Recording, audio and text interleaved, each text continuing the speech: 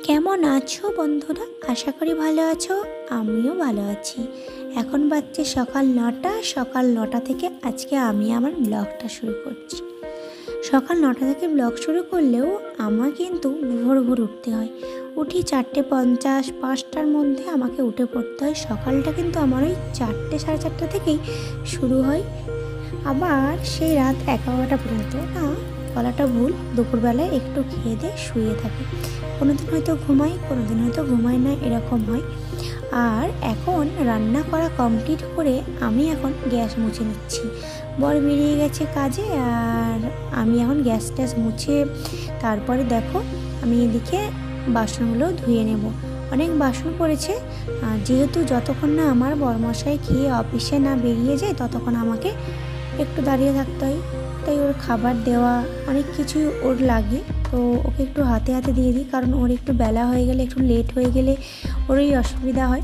তার জন্য ওর একটু হাতে হাতে দিয়ে আমি সাহায্য করে দিই। তো তার জন্য ও যাবার পর আমি আবার কাজ শুরু করি। এদিকে রান্নাঘরটা পরিষ্কার করে নিব আর বাসনগুলো ধুয়ে নেব। তোমাদের ব্লগটা ভালো লাগবে, তোমরা দেখো।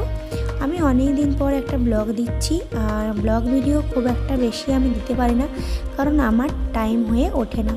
কারণ আমার বাচ্চা, তারপরে স্বামী, সংসার আর ঘরের কাজ, অনেক কিছু সামলে ব্লগটা তৈরি করা হয় না। তাই ভাবলাম আজকে একটু ব্লগ তোমাদের সঙ্গে শেয়ার করি।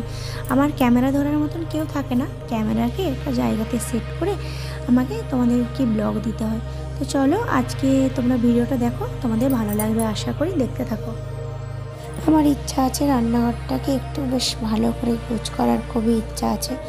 আর মাঝে মাঝে গলাটা আমার একটু ধরা ধরা লাগবে, তোমরা একটু কষ্ট করে আমার কথাটা শুনে নিও, নিশ্চয়ই তোমাদের ভালো লাগবে।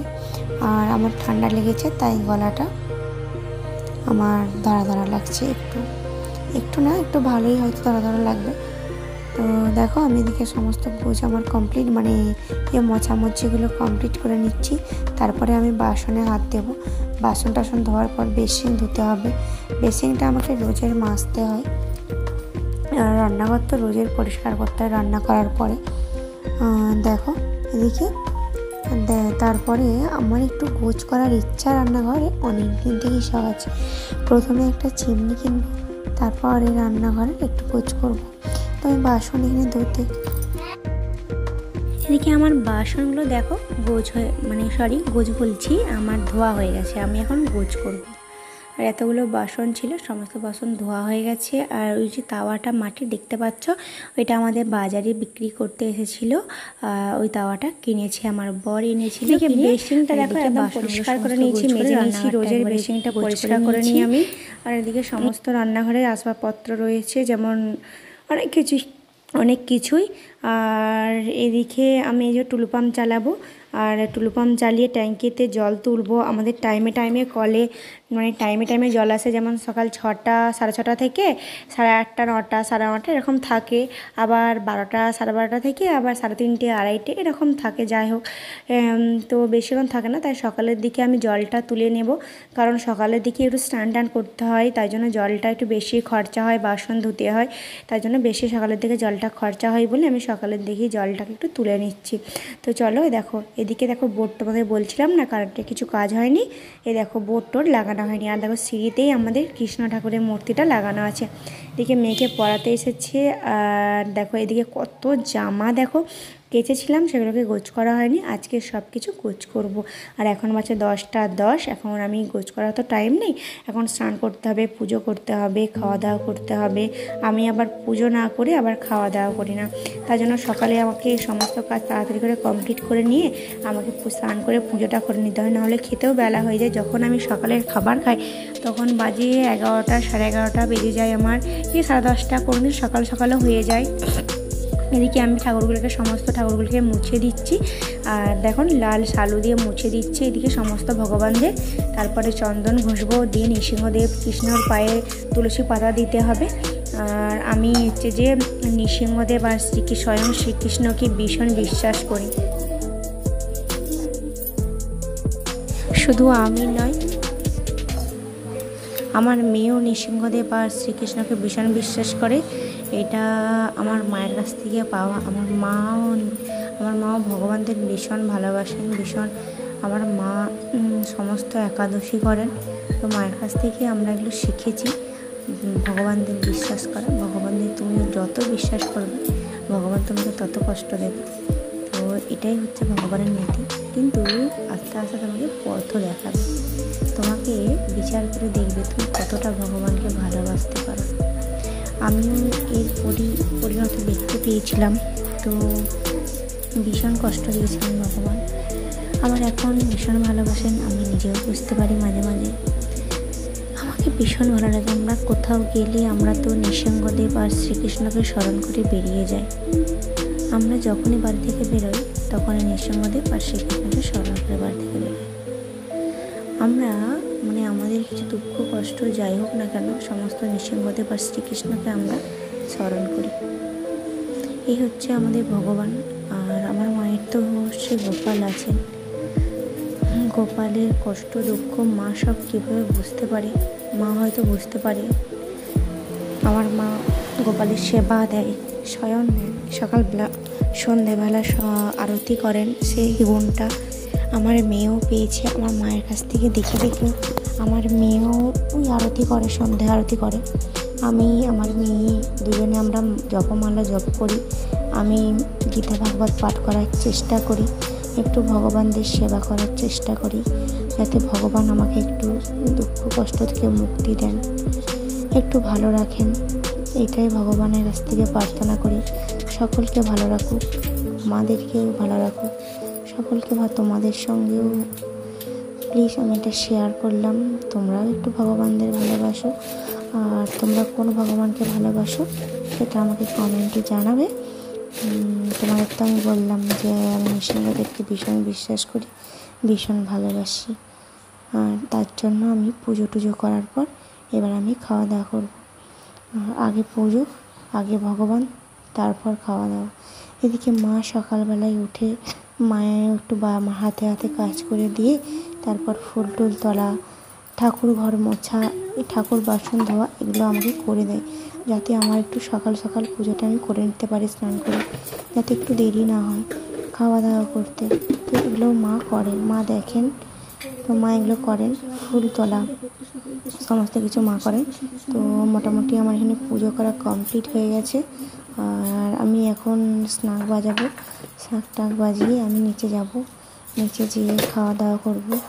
তো চলো তোমরা দেখতে থাকো, আর তোমাদেরকে দেখাবো আমার ছোট্ট ঠাকুর ঘর কত সুন্দরভাবে আমি রেখেছি। আমার ভীষণ ভালো লেগেছে। আমার ঘর ঢোকার পর ঠাকুর ঘরটা গোছ করে দিয়ে গেছে আমার মা। আমি এত বললাম না গোছ করতে ভালো পারি না। আর মাই এগুলো গোছ করে রেখে গেছিলো ঠাকুরগুলো সব একটা একটা করে। আর এই দেখো আমার ছোট্ট ঠাকুর ঘর, লক্ষ্মীর ঘট বসানো আছে ছোট্ট করে। আর এদিকে ভগবানদের সেবা দেওয়া হয়ে গেছে, রাধা মাধবকে স্নান করিয়ে দিয়েছি। এইভাবেই আমি ঠাকুর ঘরকে গোছ করে রাখি। আমার মেয়ে যেহেতু আরতি করে, আরতি করার পর ও একটু অগোছালো করে রেখে দেয়। আবার সকালবেলা হয়তো আমি স্নান করে পুজো করার সময় একটু গোছ করে রেখে দিই, আবার ও একটু অগোছালো করে দেয়। বাচ্চা মানুষ, ও কি আর গোছ করে রাখতে পারবে? দেখো এই দিকগুলো হচ্ছে আমাদের জপমালা। আমি এখানেই এই ঠাকুর ঘরের গেটেতেই আমি রেখে দিয়েছি। এটা হচ্ছে মায়ের জপমালা, এটা মেয়ের জপমালা, আর এই জপমালাটা আমার। তো চলো আমি এখন খাওয়া দাওয়া করবো। আমার অনেক কাজ পড়ে রয়েছে, তোমরা তো জানোই। তো তোমাদেরকে দেখিয়েছিলাম যে আমার জামাগুলো কত কি পড়ে রয়েছে এরকম অগোছালো হয়ে, সেগুলোকে এখন গোছ করতে বসে পড়েছি। আর গোছ করতে বসেও শান্তি নেই, মেয়ে এতই বদমাইশি করে যাচ্ছে, আমাকে কিছুতেই গোছ করতে দেবে না। তো মেয়ে তো আমার একটা জামা পরে অলরেডি বসে আছে, দেখো ওর তো এটা হবে না। আর বাচ্চা মানুষ, ও বলছে যে আমি বড় হয়ে তোমার সমস্ত জামাগুলো পরবো, তুমি সমস্ত জামাগুলো রেখে দিয়ে তুমি শাড়ি পরো। তো এখানে এরকম করে যে আমি কিছু করতে গেলে ও আগে বাড়িয়ে আগে করতে চলে আসে, ও পারবে না তবুও ও চলে আসে করতে। তো চলো আমি এখানে সমস্ত কিছু গোছ করে নিই, তারপরে তোমাদেরকে দেখাচ্ছি সব কিছুটা।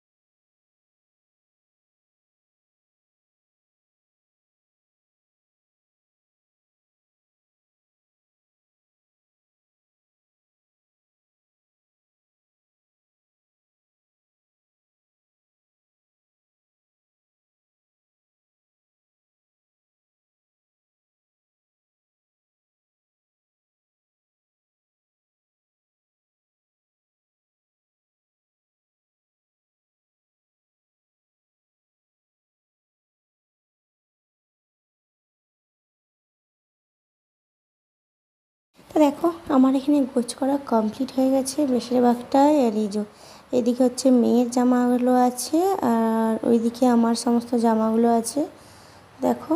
আর এই দেখো আমার জামা, এদিকে লেগিংস আর আর জেগিংস, ওড়না আর কুর্তি টুর্তিগুলো এখানে আছে মেয়ের। এগুলো সব মেয়ের জন্য, মেয়ের জামাগুলো দেখো। এই যে মেয়ের তো সবই লং জামা।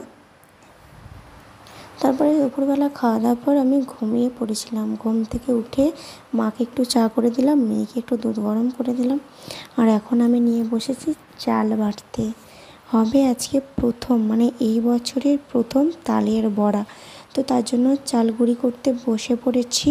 আর দেখো তোমরা কে কে তালের বড়া খেতে ভালোবাসো? আমরা তো মানে ভীষণ, আর আমি তো ছোটোবেলা থেকে ভীষণ ভালোবাসি তালের বড়া খেতে। তার জন্য আমাদের নিজেদেরই একটা তালের গাছ আছে, আর ওখান থেকে একটা তাল আমরা কুড়িয়ে পেয়েছি, সেখান থেকে আমরা তালের বড়া করবো আজকে ঠিক করেছি। তার জন্য আমি চাল বাটতে বসে গেছি। আর আমার বড়মশাই খেতে খুবই ভালোবাসে, তো সন্ধ্যাবেলাটা বেশ ভালোই খাওয়া দাওয়া হবে। তো চলো চালটা বেটে নিই। আর এদিকে মা বলছিল যে মাই করবে, তো মাকেই বলছিলাম যে আপনি করবেন। তার জন্য তোমাদের দেখিয়ে দিই, চলো তালটা দেখো। তালের এই যে মাড়িটা বার করে রেখে দিয়েছে। আর এদিকে রাখা আছে দেখো চালের গুঁড়ি। চালের গুঁড়ি করলাম ময়দা দিয়ে, চালের গুঁড়ি দিয়ে, চিনি দিয়ে হবে, এটা মাখা হবে। তো দেখো চালের গুঁড়িটা কেমন করে নিয়েছি। আর খেতে গেলে একটু কষ্ট করতেই হবে, এই বছর প্রথম যেহেতু।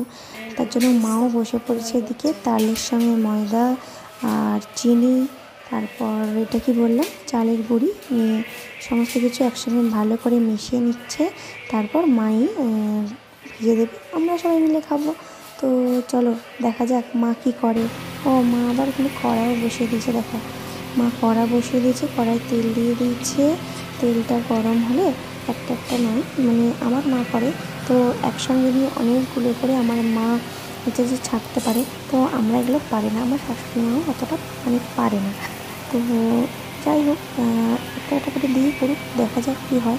দেখো কড়াই দিয়ে দিয়েছে। আর এখানে কিছু হয়েছিল সেগুলোকে আমার মেয়ে কিছু নিয়েছিল, আমার বর আর আমার মেয়ে দুজনে মিলে খাচ্ছিল। আর আবার আমি এসে একটা দেখলাম যে কেমন খেতে হয়েছে। তো দেখো আমি তো বললাম যে হ্যাঁ মিষ্টি সবই ঠিক আছে, নাকি দেখতে বলছিলো। তো মিষ্টি সবই ঠিক আছে, দারুণ হয়েছে। আমারই প্রথমবার, মানে এই বছর আবার প্রথমবার খাচ্ছি, তো আমাকে ভীষণ ভালো লাগছে। আর আমি তো ভীষণ ভালোবাসি তালের বড়া খেতে, বললাম প্রচণ্ড ভালোবাসি। এদিকে বাপ বেটি দুজনে মিলে তালের বড়া খেতে বসে পড়েছে দেখো। আর এই যে আমার বর অফিস থেকে এসে কিন্তু চা খেয়ে এখন বসে পড়েছে তালের বড়া খেতে। তো এখন আমরাও খাবো, সমস্ত কিছু হয়ে যাক, মানে সবটাই হয়ে যাক, হয়ে গেলে আমরাও বসে বসে খাবো। তো চলো আজকের ব্লগটা এই পর্যন্তই, দেখা হচ্ছে নেক্সট ব্লগে। তোমাদের ভালো লাগলে তোমরা প্লিজ শেয়ার করো, লাইক করে দিও। আর চ্যানেলটা যারা এখনও সাবস্ক্রাইব করোনি তারা প্লিজ চ্যানেলটা সাবস্ক্রাইব করো। আজকের মতন টাটা।